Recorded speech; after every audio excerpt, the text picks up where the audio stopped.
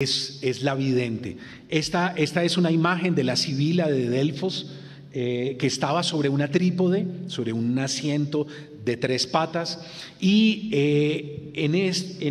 digamos, había varios oráculos en Grecia: Delfos, Delos, Epidauro, Dodona, ¿no? Esos eran como los 4 principales oráculos griegos.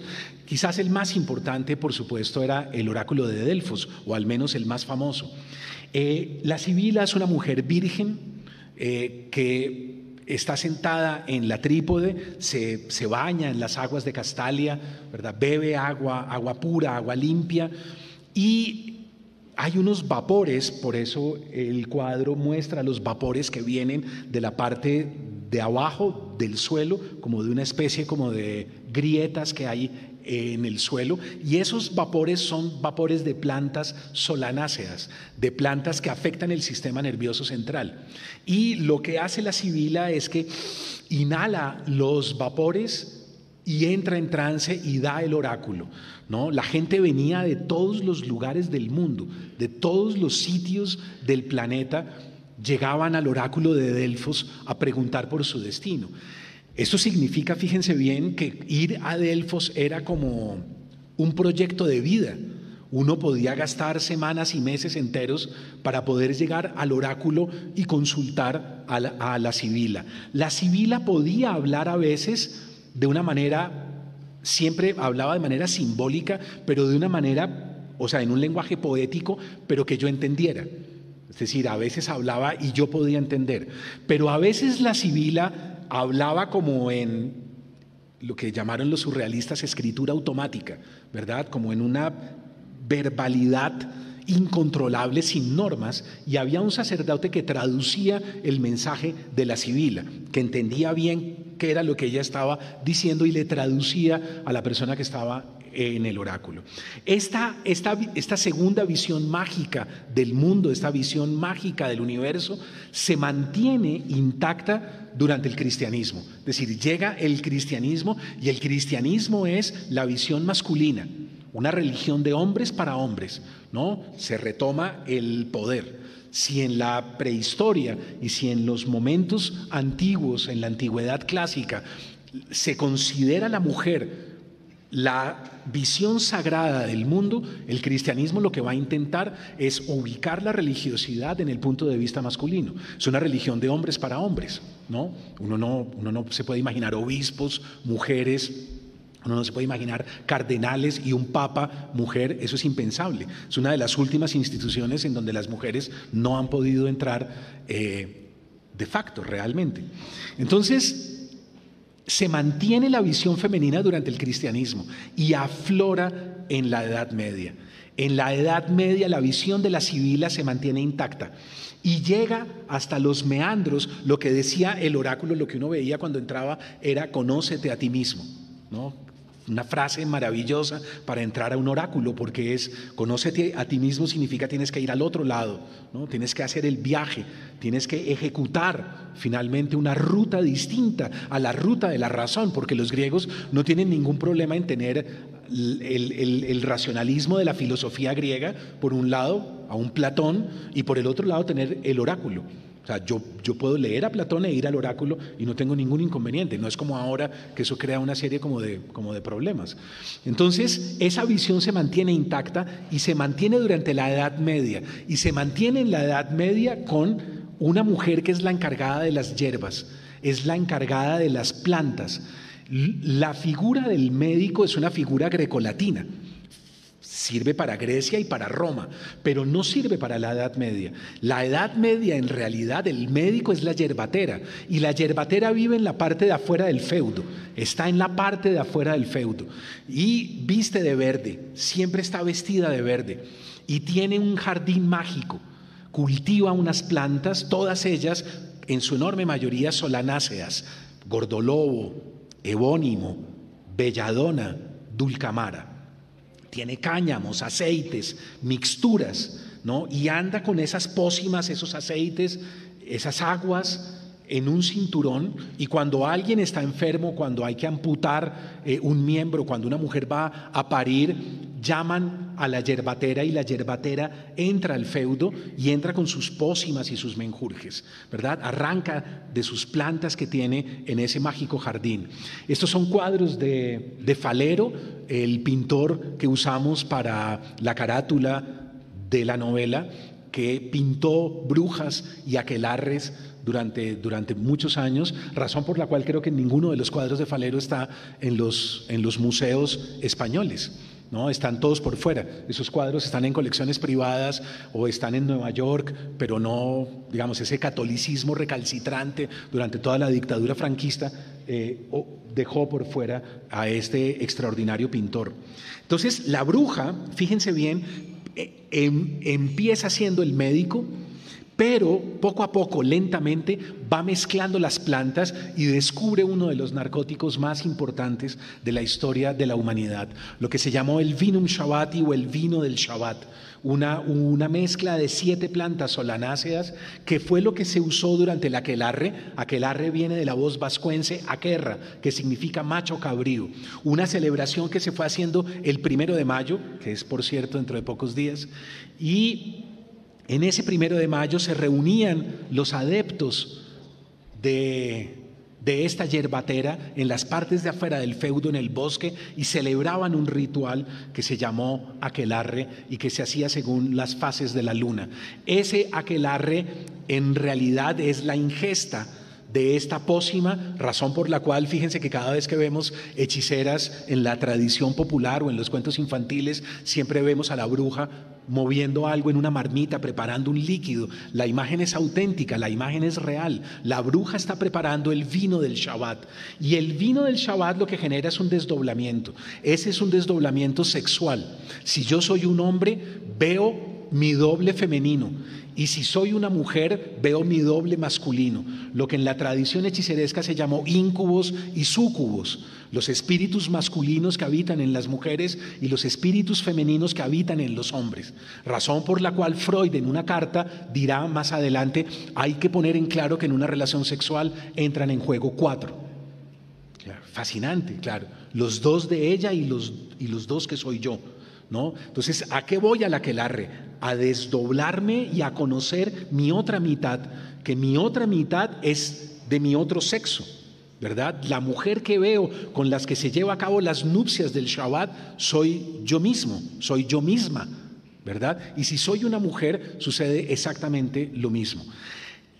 Hay un libro que les recomiendo mucho que es La Bruja, de Jules Michelet, publicado en 1862. En ese texto, el historiador francés Michelet da con las claves de por qué la visión mágica es femenina, por qué son sibilas, por qué son brujas, mujeres, no hombres, ¿verdad? Y es por la partenogénesis, por la capacidad de la mujer para concebir. En el centro del cuerpo, en el útero, ¿verdad? En los órganos genitales femeninos hay un poder incalculable, exquisito, finísimo. Es donde está la energía bril. Esa energía es la energía de la creación, y la energía de la creación no es solamente la creación de la materia, es la creación de la psique, ¿no? Es lo que se llama la partenogénesis física y psíquica.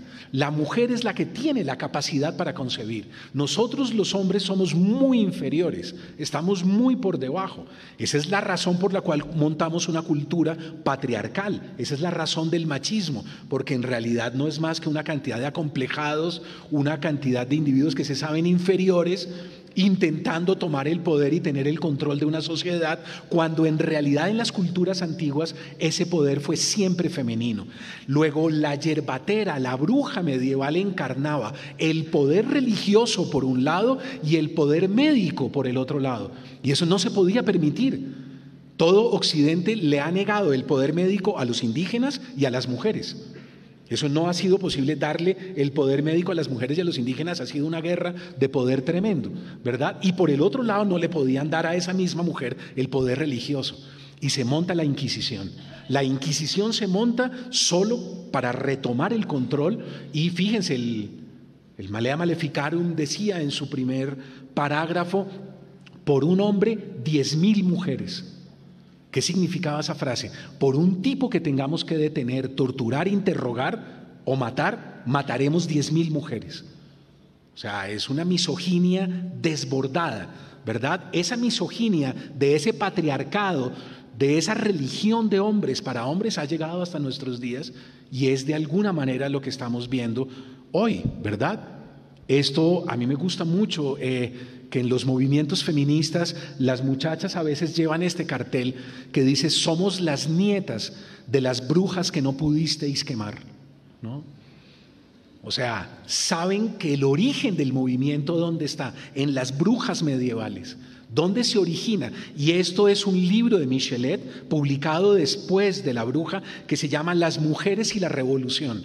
Las mujeres y la revolución, él postula abiertamente que es el primer movimiento feminista de Occidente, son las brujas medievales, y por eso fueron condenadas, perseguidas, sacrificadas, llevadas a los autos sacramentales, etc.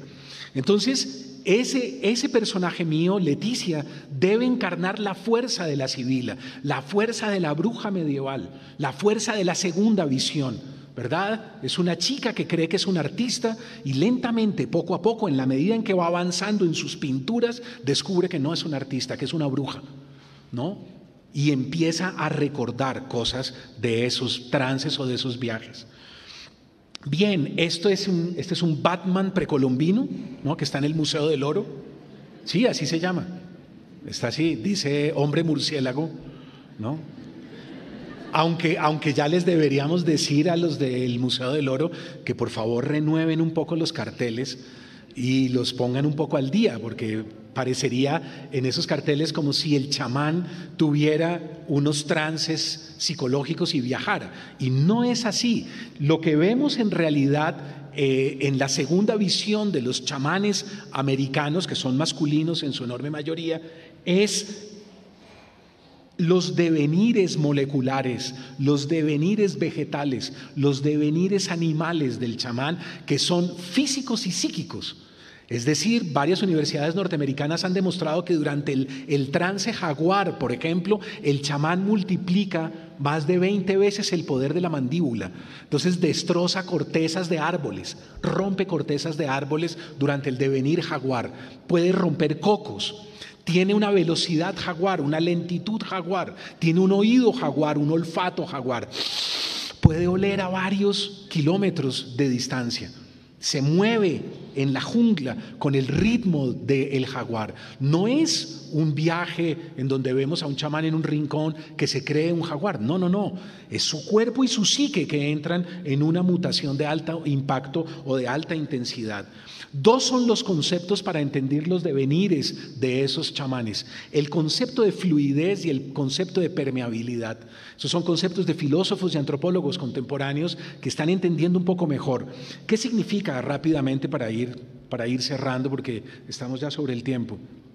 Esto que ven son pinturas de Jacanamijoy, recordarán ustedes, el pintor colombiano, hijo de chamán, ¿verdad?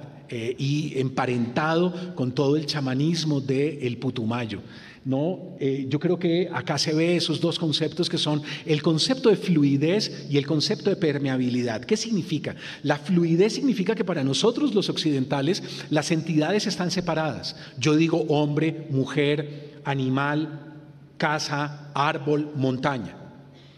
Y de alguna manera ahí entro en el horror, ¿verdad? Porque yo quedo atrapado en yo, en mí. Entonces, pronombre personal de primera persona del singular. Entonces, si yo soy solo yo, pues yo ya no soy esta mesa, yo ya no puedo ser ninguno de ustedes, yo ya no soy el escenario, ni la lluvia, ni el agua. Yo soy solo yo. Para los antiguos no es así. Para la segunda visión no es así.